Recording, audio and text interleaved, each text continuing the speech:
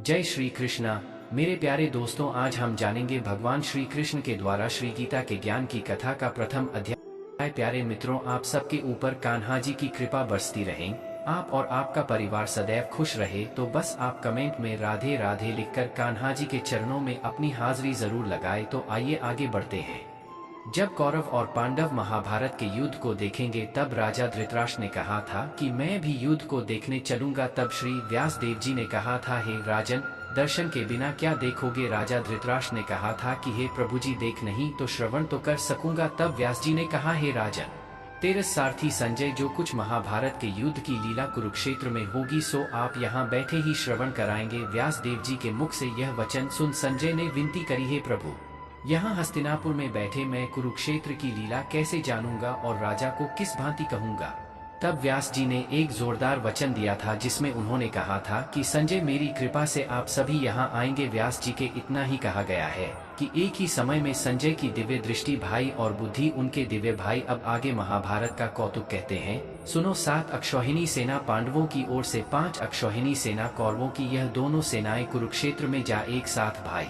धृतराष्ट्र ने पूछा, हे संजय, धर्म के क्षेत्र कुरुक्षेत्र में युद्ध की इच्छा से एक साथ मेरे और पांडु पुत्रों ने क्या किया। संजय ने कहा, पांडवों की सेना की दृष्टि देखकर दुर्योधन आचार्य द्रोण के निकट दृष्टि देखने लगे। हे आचार्य, देखिए आपके शिष्य बौद्धिक पद पुत्र ने पांडवों की बड़ी सेना की कैसी रचना की है। इस सेना में अर्जुन, भीम, बड़े बड़े बांसुरीधारी वीर युधान, विराट महारथी द्रुपद, दृष्टकेतु चेकितान, बलवान काशीराज, पुरुजित, कुंती भोज, नरों में श्रेष्ठ शौर्य परा सैनिक युधामन्यु, बलवान उत्मौजा, अभिमानु और द्रौपदी के पुत्र सभी महारथी हैं। हे ब्राह्मण श्रेष्ठ, आपके स्मरण का अर्थ अब मैं अपनी सेना के प्रधान सेनापतियों के नाम का वर्णन करता हूँ। आप भीष्म, कर्ण युद्ध विजयी, अश्वत्थामा, विकर्ण, सोमदत्त का पुत्र भूरी श्रवा और बहुत से शूरवीर मेरे लिए प्राण तक तैयार करने के लिए तैयार हैं। ये लोग शस्त्र धारण किए हुए अति निपुण हैं और सभी युद्ध विद्याओं में हैं। हमारी सेना के भीष्म रक्षक बड़ी ताकत हैं।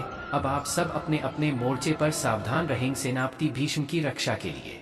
क्रुद्ध भीष्म पितामह ने दुर्योधन को प्रसन्न करते हुए और अद्भुत स्वर से गर्जत शंख बजाया। फिर वहां चारों ओर शंखों, नगाड़े, ढोल, गोमुख आदि अन्न के बाजे बजाने लगे। दूसरे बड़े भयंकर शब्द हुए जिस अनंत सफेद घोड़े के विशाल रथ पर स्थित माधव श्री कृष्ण और अर्जुन ने भी दिव्य शंखों को बजाया था। श्री कृष्ण पंच जन्म और अर्जुन ने देवदत्त नामक शंख को और भीषण कर्म करने वाले भीम ने पौड़ नामक बड़े भारी शंख को बजाया। कुंती पुत्र राजा युधिष्ठिर ने अनंत विजय प्राप्त की। नुकुल ने सुघोष और सहदेव ने मणिपुष्प और महा धनुधर ने काशीराज, शिखड़ी, धृष्टद्युम्न, विराट, अपराजित, सत्य के राजा द्रुपद और द्रौपदी के 5 पुत्रों और महाबाहु अभिमन्यु ने, इन सभी वीरों ने अपने अपने शंखों को बजाया। उन शंखों के भारी शब्दों से आकाश और पृथ्वी की गूंज और धृतराष्ट्र के पुत्रों के हृदय कांप उठे। हे राजन, अर्जुन ने कौरवों को युद्ध के लिए प्रस्तुत किया, जिसे देखकर धनुष ने श्री कृष्ण से कहा कि हे अच्युता, मेरा रथ दोनों सेनाओं के समुद्र तट पर खड़ा है, जिससे मैं युद्ध करने वालों को देख सकूं कि इस धरती पर मुझे किन किन के साथ युद्ध करना चाहिए। दुबुद्धि दुर्योधन की प्रीत करने वाले जो युद्ध के लिए यहाँ एक साथ आए हैं, देखूंगा। संजय ने कहा, हे राजन, अर्जुन की भयभीत बात श्री कृष्ण ने भीष्म, द्रोण आदि वीरों के सामने उत्तम रथ खड़ा करके कहा कि हे वीर, युद्ध के लिए उद्धत इन कौरवों को देख लो। अर्जुन ने चाचा, बाबा, गुरु, मामा, भाई, पुत्र, मित्र, श्वसुर और स्वजनों को शस्त्रों से लेकर घर में अपने ही सब बंधावों को देखकर परम दयाद्र हो अत्यंत खेद के साथ यह वचन कहा, हे कृष्ण, युद्ध की इच्छा से आए अपने बंधुओं को देखकर मेरे अंग अंग बन गए और मुंह सूख रहा है। मेरा बॉडी बेकल हो रहा है, रोमांच डेस्टिनेशन होते जा रहे हैं, गांडीव हाथ से गिरते जाते हैं, त्वचा जलती जा रही है। हे केशव, मुझ में यहाँ रहने का समर्थ नहीं है। मेरा मन चक्कर खा रहा है और सभी लक्षण उल्टा मैं देख रहा हूँ और बॉट में स्वजनों का वध करके कोई लाभ नहीं होगा। और हे कृष्ण, जीत, राज्य और सुख भी नहीं चाहता हूँ। हे प्रभु, हमको राज्य, भोग और सुख की इच्छा होती है। वे सभी इस युद्ध में प्राण और धन की मैत्री छोड़ देते हैं और तैयार हो जाते हैं। और शिक्षक, पिता, पुत्र, पितामह, माँ, प्रिय, पौत्र, साले और संबंधी ये सब मुझे मारे गए तो भी हे मधुसूदन, मैं उदाहरणार्थ मृत्यु की इच्छा नहीं करूँगा। हे जनार्दन, त्रिलोकी के राज्य के लिए भी मैं द्वंद्व नहीं चाहता, फिर इस पृथ्वी के राज्य के लिए तो कहो ही क्या। हे जनार्दन, धृतराष्ट्र के पुत्रों को हमारा क्या भला लगेगा। इन अताइयों का वध करने से पाप ही होगा। इसलिए हमें अपने भाई धृतराष्ट्र के पुत्रों को मारना अनुचित है। हे माधव, स्वजनों को समानता क्या हम सुखी हो सकते हैं? ये सब लोग के वशीभूत हैं और कुल के नाश करने और मित्रद्रोह करने में पाप को नहीं देखते। कुल नाश के दोष को जानते हुए भी हमें इस पाप से क्यों दूर नहीं रहना चाहिए? कुल का नाश होने से कुल में प्राचीन धर्मनाश हो जाता है, फिर धर्म नाश होने से कुल में पाप बढ़ जाता है। हे कृष्ण, पाप से कुल की स्त्रियां व्यभिचारिणी होती हैं, जिनमें वर्ण शंकर संत उत्पन्न होते हैं। वह शंकर वर्ण जिन पुरुषों ने कुल को नष्ट कर दिया है और वह कुल को नरक में पहुंचते हैं, क्योंकि श्राद्ध तर्पण आदि बंद हो जाता है। वर्णशंकर ने कुल दोषों से कुल वधुओं की जाति धर्म और कुल धर्म का निरंतर नाश होता है। हे जनार्दन, मैंने बराबर सुना है कि कुल धर्म नष्ट होने से निश्चित नरकवास होता है। हाय, हम बड़ा पाठक बनाने को तैयार हैं, जो राज्य के सुख के लोभ से स्वंस को मारने की कोशिश कर रहे हैं। सिद्धांतों को मानते हुए धृतराष्ट्र पुत्र, अगर मैं कोई साधन और साधन ही नहीं रखता तो रणभूमि में शामिल होता तो मेरा बहुत कल्याण हो जाता। संजय ने कहा, हे राजन, यह अत्यंत दुखित अभिरुचि अर्जुन ने उसी समय धनुर्धर बने और रथ को पिछले भाग में तोड़ दिया था। इति श्री भगवद गीता ज्ञान प्रथम अध्याय का महात्म्य। एक समय पार्वती जी ने पूछा, हे महादेव जी, किस ज्ञान के बल से आप दुनिया के लोग शिव कहकर पूछते हैं? मृगशाला औदे दूसरे श्मशानों में विभूतियों के गले में सर्प और मुंडों की माला पहन रहे हो तो कोई पवित्र कर्म नहीं, फिर आप किस ज्ञान से पवित्र हो? वह आपकी कृपा करके कहिए। श्री महादेव जी बोले, हे प्रिय, सुनो, गीता के ज्ञान को हृदय में धारण करने से मैं पवित्र हूँ और उस ज्ञान से मुझे बाहर के कर्म व्याप्त नहीं। तब पार्वती जी ने कहा, हे भगवान, जिस गीता ज्ञान की आप ऐसी स्तुति करते हैं उसका श्रवण करने से कोई कृतार्थ भी हुआ है? तब महादेव जी ने कहा था, ज्ञान को सुनकर बहुत जीव कृतार्थ हुए और आगे बढ़े। मैं तुझसे एक प्राचीन कथा कहता हूँ, तू श्रवण कर। एक समय पाताल लोक में शेषनाग की शैया पर श्री नारायण जी नैन मुनकर अपने आनंद में मगन थे। उस समय भगवान के चरण दबती हुई श्री लक्ष्मी जी ने पूछा, हे प्रभु, निद्रा और आलस्य उन पुरुषों को रोगा है जो जीव तामसी है, फिर आप तो गुणवत्ता के पैमाने से अतीत हो। श्री नारायण जी, प्रभु वासुदेव जी हो, आप दर्शन जो मूंद रहे हो यह मुझे बड़ा आश्चर्य है। श्री नारायण जी बोले, हे लक्ष्मी, मुझको निद्रा आलस्य नहीं रोगा। एक शब्द रूप जो भगवत गीता है उसमें जो ज्ञान है उसका आनंद मैं मगन रहता हूँ।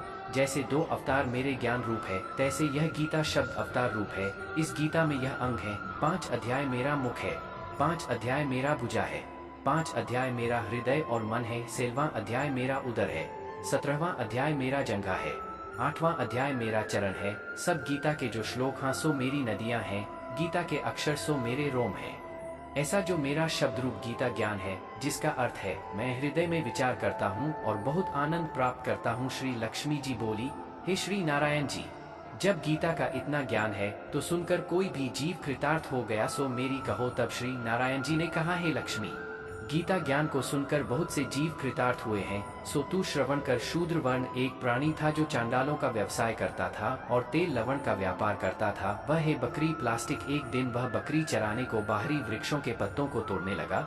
वहां सर्प ने उसे 10 ले लिया, जिससे उसकी प्राण निकल गए। मरकर वह बहुत नरक भोगे। फिर बैल का जन्म पाया। जब बैल का जन्म पाया तो उस बैल को भिक्षुक ने मोल लिया। वह भिक्षुक उस पर चढ़ाई कर दिन सारा मांगता फिरे।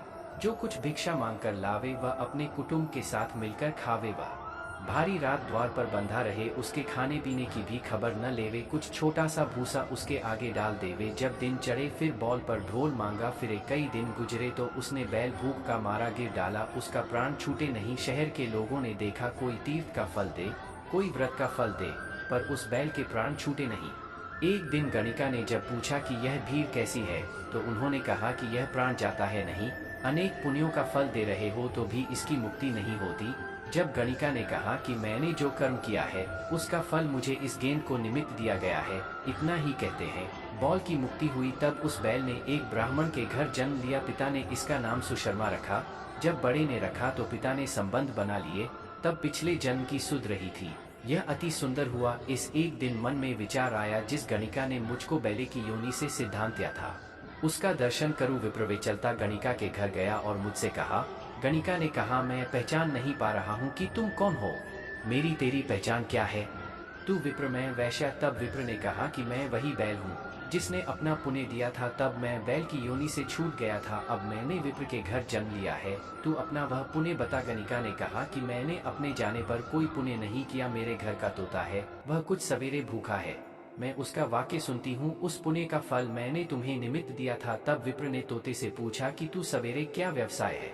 तोते ने कहा, पिछले जन्म में विप्र का पुत्र था, पिता ने मुझे गीता का पहला अध्याय पढ़ाया था। एक दिन मैंने कहा था कि गुरु ने क्या शिक्षा दी है। गुरुजी ने मुझे श्राप दिया कि तू सुआ हो जा। तब मैंने एक दिन फंदक मुझे पकड़ लिया, एक विप्र ने मुझे मोल लिया। वह विप्र भी अपने पुत्र को गीता का पाठ सिखाया, तब तक मैंने भी वह पाठ सीखा। एक दिन उस विप्र के घर चोर आ गया, धन तो प्राप्त न हुआ, मेरा पिंजरा उठा ले गया। उन मूर्तियों को यह गणिका मित्र थी, मेरे पास ले आओ। इसलिए मैं नाट्य श्री गीता जी के पहले अध्याय का पाठ करता हूँ। तब विप्र ने कहा, हे तोते, तू भी विप्र है, मेरा आशीर्वाद से तेरा कल्याण हो। तो हे लक्ष्मी जी, इतना आशीर्वाद तोते की मुक्ति से भी गणिका ने भी अच्छा कर्म लिया। प्रति स्नान कर और गीता के प्रथम अध्याय का पाठ करें, इसकी मुक्ति हुई। श्री नारायण ने कहा, हे लक्ष्मी जी, जो कोई भी साधक से भी गीता का पाठ करे या श्रवण करे, उसे भी मुक्ति मिलेगी। और अंत में जय श्री कृष्णा, राधे राधे अवश्य लिखें। धन्यवाद।